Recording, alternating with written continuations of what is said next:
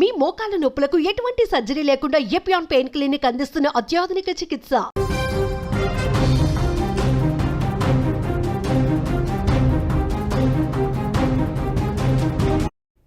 సహస్ర హత్య case mystery వీడింది. హంతకుడు ఎవరో కాదు, అదే కాలనీలో ఉండే ఒక 10వ తరగతి కుర్రాడని తేలింది. పక్కింట్లోనే ఆ కుర్రాడు ఉంటాడని కూడా బయటపడింది.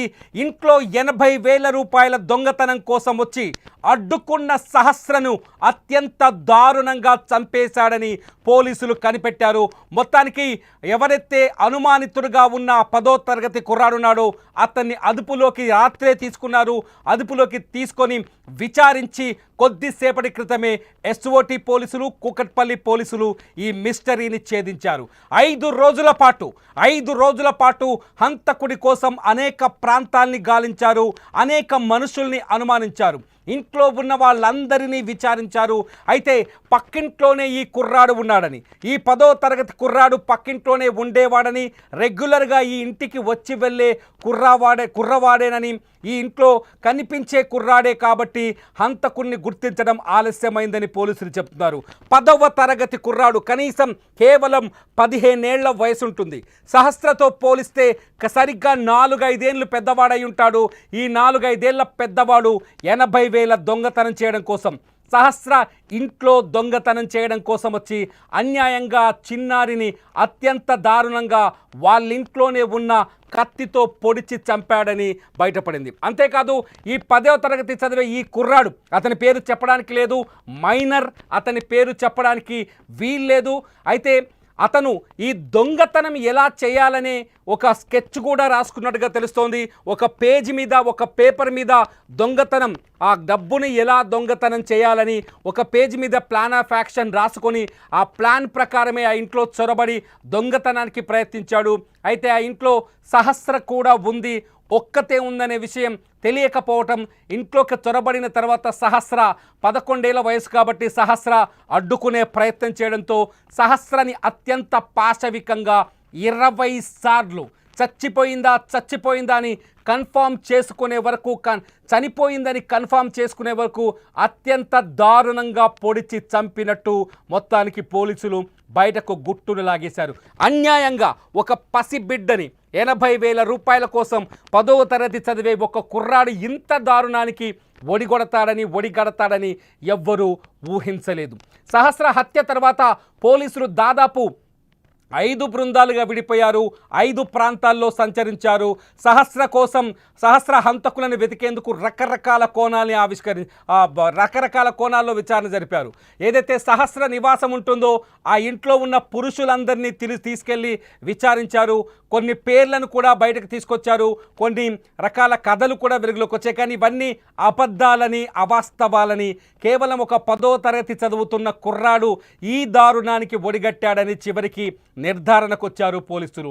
సహస్రాన్ని హత్య చేసేందుకు వచ్చిన కుర్రాడు గతంలో కూడా ఈ ఇంటికి పదే వచ్చేవాడని కూడా పోలీసులు స్పష్టత ఇస్తున్నారు, కూకట్పల్లి పోలీసులు. దీంతో ఆ 10వ తరగతి కుర్రాడి ఇంట్లోకి వచ్చి వెళ్ళటాన్ని ఎవరు అనుమానంగా చూడకపోవడం, ఆ కుర్రాడే ఈ హత్య చేసి ఉంటాడని ఎవరు అంచనా వేయకపోవడం, ఆ కుర్రాడి ఇంటికి రెగ్యులర్గా వచ్చేవాడు కావడంతో తెలిసిన వ్యక్తిగా ఇగ్నోర్ చేయటంతో ఈ హత్య కేసు మిస్టరీగా మారింది. కొంతసేపు మిస్టరీగా, అంటే హంతకుణ్ణి పట్టుకోవడం అతిపెద్ద సమస్యగా మారింది. కేవలం 10వ తరగతి చదివే ఒక కుర్రాడు ఇంత దారుణానికి ఒడగెడతాడని ఎవ్వరూ అంచనా వేయరు. 10వ తరగతి చదివే ఒక కుర్రాడు ఇంత కిరాతకంగా, ఇంత క్రిమినల్ మెంటాలిటీతో ఉంటాడని, అతని సైకలాజికల్ పరిస్థితి ఏంటని, అతని మానసిక పరిస్థితి ఏంటని ఎవ్వరూ అంచనా కూడా వేయలేదు. సో 10వ తరగతి చదివే ఒక కుర్రాడు ఇంత పకడ్బందీ ప్లాన్ చేసి హత్య చేసి దొరకకుండా తప్పించుకొని తిరుగుతాడని కూడా ఎవరు అంచనా వేయలేదు. బహుశా ఆ ఇంట్లో ఉండేవాళ్ళు కూడా, లేకపోతే ఆ కాలనీలో నివాసం ఉండేవాళ్ళు కూడా ఈ అంచనా వేసి ఉండరు. ఎప్పుడైతే పోలీసులు మఫ్టీలో వచ్చి ఆ బాలుని తీసుకెళ్లారో అప్పటి నుంచి సాధారణ విచారణ అనుకున్నారు. కానీ విచారణలో అసలు విషయం వెలుగులోకి వచ్చినట్టుగా స్పష్టంగా అర్థమవుతుంది. 10వ తరగతి చదివే ఒక కుర్రాడు అన్యాయంగా ఇంత రౌడీలాగా, ఇంత క్రిమినల్ లాగా పెద్ద పెద్ద పేరు మోసిన దుండగులు కానీ హంతకులు కూడా చేయలేని స్థాయిలో ఒక పకడ్బందీ ప్రకారం ఒక స్కెచ్ వేసుకొని పేపర్ మీద ఈ మర్డర్ స్కెచ్ రాసుకున్నాడు. చెప్తున్నారు అక్కడున్న పోలీసుల నుంచి అందుతున్న సమాచారం ప్రకారం ఏంటంటే అతని మోటివ్ ఏంటంటే ఎవరైతే సహస్ర ఇంట్లో ఉన్న డబ్బును కొట్టేయాలి. సహస్ర ఇంట్లో వాళ్ళ అమ్మ నాన్న ఇద్దరు జాబ్కి వెళ్తారు, పొద్దున్నే ఇంటికి తాళమేసి వెళ్తారు, ఇల్లు పెంట్ హౌస్లో ఉంటుంది కాబట్టి కింది పోర్షన్స్లో ఉండేవాళ్ళు కావచ్చు, ఆ పెంట్ హౌస్ దగ్గరికి వచ్చే వాళ్ళ సంఖ్య చాలా తక్కువగా ఉంటుంది. ఆ సమయంలో ఆ ఇంట్లోకి చొరబడి డబ్బులు కొట్టేయాలన్నది ఆ కుర్రాడి ప్లాన్.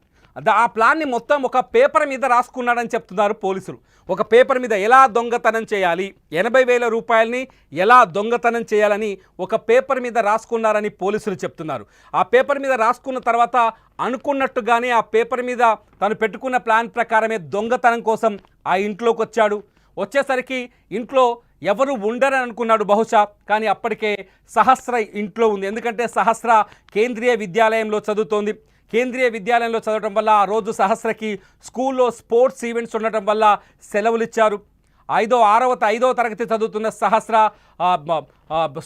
స్కూల్లో సెలవులు ఇచ్చారు. సెలవులు ఇవ్వడంతో సహస్ర ఇంట్లోనే ఉండిపోయింది. ఇంట్లోనే ఉండిపోవడంతో సహస్ర ఇంట్లుందనే విషయాన్ని ఆ కుర్రాడు ఎవరైతే హత్యకు పాల్పడ్డాడో 10వ తరగతి కుర్రాడు అంచనా వేయలేదు. అంచనా వేయకపోవడం వల్ల ఊహించని విధంగా సహస్ర ఎదురుపడింది ఇంట్లో.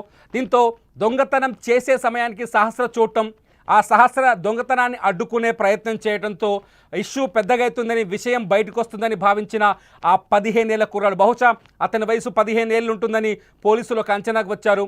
సో దీంతో సహస్రని ఆ విషయం చెప్పకుండా చేసే ప్రయత్నం చేశాడు. దీంతో ఫస్ట్ ఏం చేయాలో ఆలోచించిన వ్యక్తి సహస్రని ఎలా ఆపాలో అతనికి అర్థం కాలేదు. ఇంట్లో కిచెన్లోనే ఉండే కత్తిని తీసుకొని సహస్ర పైన అత్యంత పాశవికంగా దారుణంగా దాడికి దిగినట్టు తెలుస్తోంది. సహస్ర ఒంటి మీద పోస్ట్ మార్టంలో కొన్ని కత్తి ఘాట్లను గుర్తిస్తే దాదాపు 20 వరకు 21 కత్తిపోట్లు ఉన్నట్టుగా తెలిసింది. 21 మెడపైనే, కేవలం మెడపైనే 14 సార్లు కత్తితో పొడిచారు. అంటే మెడ భాగంలో ఈ స్థాయిలో కత్తితో పడవడం అంటే వీలైనంత వేగంగా సహస్ర ప్రాణం తీయాలని, ఆమె ఊపిరి తీయాలని ఒక ఆవేశంలో అత్యంత దారుణంగా ఆ అబ్బాయి హంతకుడు అని చెప్పాలా ఇక్కడ, లేకపోతే మైనారిటీ తీరలేదు అతను, ఆ అబ్బాయి దాడి చేస్తున్నట్టుగా తెలుస్తుంది. సహస్ర గొంతు మీద 14 సార్లు పొడిచిన తర్వాత అప్పటికీ ఆమె చనిపోలేదని, ఆ బంగారు తల్లి ప్రాణాలు పాపం విలవిలలాడి ఉంటుంది. ఆ సమయంలో ఆ బంగారు తల్లి ప్రాణాలు విడవలేదని మళ్ళీ కడుపులో పొడిచినట్టుగా తెలుస్తుంది. సహస్ర మంచం పైనే పడిపోయింది. మంచం పైనే సహస్రని కత్తితో పొడిచి ఆమె చనిపోయిందని నిర్ధారించుకున్న తర్వాతే ఆ కుర్రాడు ఆ ఇంట్లోంచి వెళ్ళిపోయినట్టుగా పోలీసుల విచారణలో బయటపడింది. అత్యంత పాశవికమైన సంఘటన ఇది. నిజంగా ఒక 10వ తరగతి చదివే కుర్రాడు ఒక క్రిమినల్ లాగా ఆలోచిస్తాడని సమాజం ఎవ్వరూ అంచనా వేయలేం. నిజంగా ఒక్క మాటలో చెప్పాలంటే అంచనాకు అంతు చిక్కని నేరాలు జరుగుతున్నాయని చెప్పడానికి మనుషుల మైండ్ సెట్, వయస్సుతో సంబంధం లేకుండా మనుషుల మైండ్ సెట్ ఏ స్థాయిలో ఉంటుందో, ఎంత క్రిమినల్గా ఆలోచిస్తున్నారో మనుషులు ఒక్కసారి ఆలోచించవచ్చు. ఎందుకు ఒక 10వ తరగతి చదివే కుర్రాడి మనసు ఈ స్థాయిలో మారిపోవడం, ఒక హత్య చేసేంత ధైర్యం అతనిలో రావడం, ఒక అన్యాయంగా ఒక బాలిక ప్రాణం బలి తీసుకునేంత ఆలోచన అతనిలో రావడానికి కారణం ఏంటన్నది ఇప్పుడు అంతు చిక్కట్లేదు. మొత్తానికి సహస్ర హత్యకు కారణం ఒక 10వ తరగతి కుర్రాడని స్పష్టంగా అర్థమవుతుంది. కొద్దిసేపటి క్రితమే కూకట్పల్లి పోలీసులు ఈ విషయాన్ని నిర్ధారించారు. హంతకుణ్ణి నిన్న సాయంత్రమే అదుపులోకి తీసుకున్నట్టుగా తెలుస్తోంది. ఆ బాలుని తీసుకెళ్లి విచారించిన తర్వాతే పూర్తి వివరాల్ని బయట పెట్టినట్టుగా తెలుస్తుంది. బాలుని నిన్న మఫ్టీలో వచ్చి పోలీసులు ఇక్కడ నుంచి తీసుకెళ్ళినట్టుగా తెలుస్తుంది. అయితే ఎప్పుడైతే ఇక్కడ విచారణ మొదలైందో, ఎప్పుడైతే ఆ బాలుని తీసుకెళ్ళిన తర్వాత కొంత కాలనీలో కూడా కొంత చర్చ జరిగింది. ఏంటంటే అందరినీ వరుసగా విచారించడం, సహస్ర హంతకుడు దొరకపోవడంతో కొంత ఆందోళన చెలరేగింది కాలనీలో.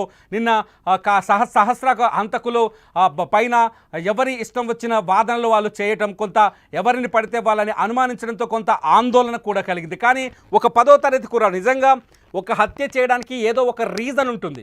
ఈ సహస్ర మర్డర్ని మనం చూస్తే 20 సార్లు కత్తితో ఆమె పైన దాడి చేయడంతో మనం అనుకున్నాం ఇది ఖచ్చితంగా కుట్రపూరితమైన మర్డర్ అయి ఉంటుందని చాలామంది ఎక్స్పెక్ట్ చేశారు. పోలీసులు అదే చెప్పారు.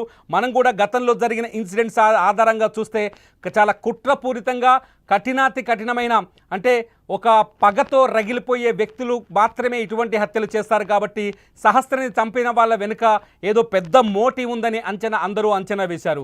సహస్రని చంపడానికి ఖచ్చితంగా పాత కక్షలో పాత పగలో అయ్యి ఉంటాయని కూడా అంచనాలు వేశారు. ఈ నేపథ్యంలోనే సహస్ర కుటుంబ సభ్యుల నుంచి కూడా వీలైనంత ఎక్కువ సమాచారాన్ని తీసుకునేందుకు పోలీసులు ప్రయత్నించారు. 2-3 సార్లు వాళ్ళని స్టేషన్కి పిలిచి వాళ్ళ దగ్గరున్న అనుమానాలు కావచ్చు, వాళ్ళకి కలిగిన అనుమానాలు కావచ్చు, వాళ్ళకి గతంలో ఉన్న విభేదాలు లేకపోతే పాత శత్రువులు కావచ్చు, వీళ్ళందరికీ సంబంధించిన సమాచారాన్ని కూడా తీసుకునే ప్రయత్నం చేశారు. ఆ తర్వాత సహస్ర తల్లిదండ్రిని కూడా విచారించారు. తల్లిదండ్రుల దగ్గర నుంచి కూడా వీలైనంత ఎక్కువ సమాచారం తీసుకునే ప్రయత్నం చేశారు. అంతేకాదు సహస్ర హత్యకు గురైన ఇల్లు ఉంది కదా, ఆ ఇంట్లో ఉండే మనుషులని పురుషులను కూడా తీసుకెళ్లారు. కొందరు పేర్లను కూడా కొంత అనుమానించారు. ఒక దశలో కొంత అనుమానించారు. ఆ తర్వాత వారిని విచారించిన తర్వాత ఎటువంటి అనుమానాలు లేవని వాళ్ళని వదిలేశారు. అంటే సాధారణంగా ఆడపిల్లలు ఉన్నవాళ్ళు కానీ తల్లిదండ్రులు కానీ పిల్లలు కలిగిన వ్యక్తులు ఎవరు ఇటువంటి దారుణానికి పాల్పడరు. ఎదుటి వాళ్ళ పిల్లలను అత్యంత దారుణంగా చంపాలనే ఆలోచన ఎవరి మనసులో కానీ మెదడులో కానీ చేతులు రావు. ముందస్తుగా మొదట చంపాలనే ఆలోచన రాదు, దానికి చేతులు కూడా రావు. అవసరమైతే దొంగతనానికి వచ్చిన వ్యక్తి అయినట్టు దొంగతనం చేసి వెళ్ళిపోయేవాడు. కానీ ఒక 10వ తరగతి కుర్రాడి ఎలా ఆలోచించాడు ఇంత అసలు ఎటుపోతుంది సమాజం అనే ప్రశ్నలు కలుగుతున్నాయి. ఇక్కడ 10th క్లాస్ చదివే కుర్రాడు ఇంత దారుణంగా 10th క్లాస్ చదివే కుర్రాడు 15 ఏళ్ల వయసులో ఇంత దారుణంగా ఆలోచించాడంటే అతని బ్రెయిన్ ఏమనుకోవచ్చు, అతని బ్రెయిన్ ఎలా ఉందనుకోవచ్చు, ఎట్లా ఆలోచించవచ్చు. 10వ తరగతి చదివే కుర్రాడికి డబ్బులు 80,000 రూపాయల అవసరం ఏమొచ్చింది?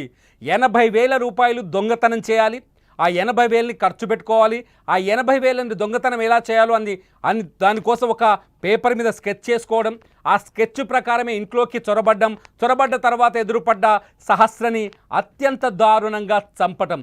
ఒక మనిషిని కత్తితో పొడిస్తే చచ్చిపోతుంది అనే ఆలోచన అతనికి లేదా, లేకపోతే అతనికి ఉన్న అవసరం ముందు ఈ హత్య కూడా చాలా చిన్నదిగా కనిపించిందా? 15 ఏళ్ల కుర్రాడికి 80,000 రూపాయల డబ్బుల అవసరం ఏంటి?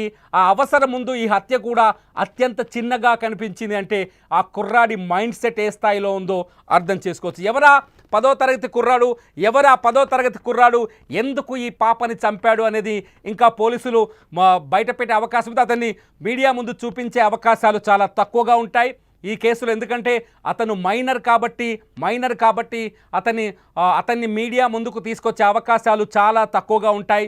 పోలీసులు నిర్ధారణ చేసిన తర్వాత నేరుగా అతన్ని కోర్టులో హాజరుపరిచే అవకాశం ఉంటుంది. అతని కోర్టులో కూడా అత్యంత సీక్రెట్గా విచారించే అవకాశం కనిపిస్తుంది. అంతేకాదు అతను ఇంత దారుణానికి ఒడిగట్టడానికి కారణాలు ఏంటనేది కూడా విచారించే అవకాశం కనిపిస్తుంది. కానీ మొత్తానికి ఆ సహస్ర తల్లిదండ్రులకు తీరని దుఃఖాన్ని మిగిల్చాడు ఆ 10వ తరగతి కుర్రాడు. సహస్రని ఎంతో అల్లారు ముద్దుగా ప్రేమగా పెంచుకున్నారు సహస్ర తల్లి రేణుక, తండ్రి కృష్ణ. వాళ్ళు ఎంతో ఇష్టంగా కష్టపడి వాళ్ళ మదర్ మాట్లాడుతుంటే మనకు అనిపిస్తుంది, నా కూతురు కోసం రూపాయి పోగేసి నేను గవర్నమెంట్ దగ్గర కొన్ని పోస్ట్ ఆఫీస్లో పాలసీలు కడుతున్నాను, నా బంగారు తల్లిని చాలా కాలికి మట్టంటకుండా పెంచాలనుకున్నాను అని ఎంతో బాధతో ఆమె చెబుతున్న మాటలు వింటుంటే కళ్ళలోంచి అసలు గుండె రగిలిపోతుంది, గుండెలోంచి దుఃఖం పొంగుకొస్తుంది. ఆ తల్లి మాటలు విన్న తర్వాత ఆ తల్లి ఆక్రందన చూడొచ్చు, సహస్ర మృతదేహాన్ని చూసి ఆ తల్లి ఏడ్చిన తీరు చూడొచ్చు. కానీ ఇక్కడ చాలా భయపడాల్సిన విషయం ఏంటంటే, ఇక్కడ భయపడాల్సిన విషయం చాలా పెద్దది ఉంది. ఎందుకంటే పిల్లలే ఇక్కడ హత్యకు గురైంది కూడా ఒక అమాయకమైన బాలిక, హత్య చేసింది 15 ఏళ్ల లోపున్న ఒక బాలుడు. అతను మైనర్ కాబట్టి అతని పేరు చెప్పడానికి లేదు, మైనర్ కాబట్టి 10th క్లాస్ స్టూడెంట్ కాబట్టి అతని ఫోటో చూపించడానికి అతని వివరాలు పూర్తి స్థాయిలో చెప్పడానికి వీలు లేదు, చట్టం దానికి అంగీకరించరు. కానీ ఆ తల్లి ఏడుస్తుంటే వాళ్ళ అమ్మ ఏడుస్తున్నట్టుగా ఆ హత్య చేసిన కుర్రాడికి కనిపించలేదా? రేణుక తన కూతురు కోసం బోరున విలపిస్తుంటే ఆ బాధ ఆ హత్య చేసిన కుర్రాడికి కనిపించలేదా? వాళ్ళ అమ్మ రేణుక ఒకే వయసులో ఉండి ఉంటారు. అటు ఇటు రమారమి. ఈ రేణుక ఎవరైతే ఈ సహస్ర తల్లి రేణుక ఉందో, ఆ రేణుక అట్లాగే హత్య చేసినట్టుగా చెబుతున్న ఆ కుర్రాడి తల్లి ఒకే వయసులో, ఒకే స్థాయిలో, ఒకే ఏజ్లో ఉండుంటారు. ఈ అమ్మ ఎంతో ఆ అమ్మ కూడా అంతే. ఈ అమ్మకు ఎంత దుఃఖం కలుగుతుందో ఆ అమ్మకు కూడా అంతే దుఃఖం కలుగుతుంది. ఈ అమ్మ ఏడుస్తుంటే తన తల్లి ఏడ్చినట్టుగా కుర్రాడు భావించలేదా? అన్యాయంగా తనకంటే కేవలం 3-4 ఏళ్ల వయసు తక్కువ ఉన్న చిన్నారిని చంపాలన్న ఆలోచన తనకి ఎందుకు వచ్చింది? మొదటి నుంచి ఇక్కడ మనం అనుకుంటున్నాం హంతకుడు ఎక్కడో లేదు, ఆ పరిసర ప్రాంతాల్లోనే ఉంటాడని. ఎందుకంటే ఆ బిల్డింగ్లో కూడా ఉండొచ్చు అనే అంచనాలు మొదటి నుంచి ఎందుకు వచ్చాయి? ఎందుకంటే పోలీస్ జాగిలం ఆ బిల్డింగ్ని దాటి 100 మీటర్లు పరిధిని దాటి ఎక్కడికి వెళ్ళలేదు. Reason number 1. Reason number 2 police జాగిలంతో పాటు అక్కడున్న సీసీ కెమెరాల్లో కూడా ఏ హంతకుడు, ఏ వ్యక్తి అనుమానాస్పదంగా కనిపించలేదు. కొంత వాళ్ళ ఫాదర్ ఉదయం చెప్పారు, కొంత సీసీ కెమెరాల్ని మరింత లోతుగా పరిశీలించాలి, ఒక వ్యక్తి గేటు లోపలికి వెళ్ళి బయటకు వస్తున్నట్టుగా అనుమానాలు కలిగాయని వాళ్ళ తండ్రి చెప్పాడు. తండ్రి చెప్పిన నేపథ్యంలో అనుమానాలు కలిగించే విధంగా కొంత విచారణ జరిపించాలన్న ఫాదర్ కోరారు సహస్ర తండ్రి. అయితే సీసీ కెమెరాల్లో కూడా ఈ బాలుడికి సంబంధించిన ఎటువంటి దృశ్యాలు పూర్తిగా దొరకలేదని, తర్వాత పరిశీలనలో సీసీ కెమెరాలో ఉన్న విజువలే కూడా ఒక కారణమని చెప్తున్నారు. సీసీ కెమెరాలో కనిపించిన ఆ విజువల్ ఆధారంగానే ఈ కేసుని ఛేదించారని చెప్తున్నారు. ఏది ఏమైనా సహస్ర హంతకుడైతే దొరికాడు. 5 రోజులుగా అటు పోలీసులని తిప్పలు పెట్టిన ఈ హంతకుడు సహస్ర తల్లిదండ్రులకు తీరని దుఃఖాన్ని మిగిల్చిన ఈ హంతకుడు దొరికాడు. 10వ తరగతి చదువుతున్న ఒక కుర్రాడు 80,000 కోసం చేసిన చోరీలో అన్యాయంగా బంగారు తల్లి సహస్ర బలైపోయింది.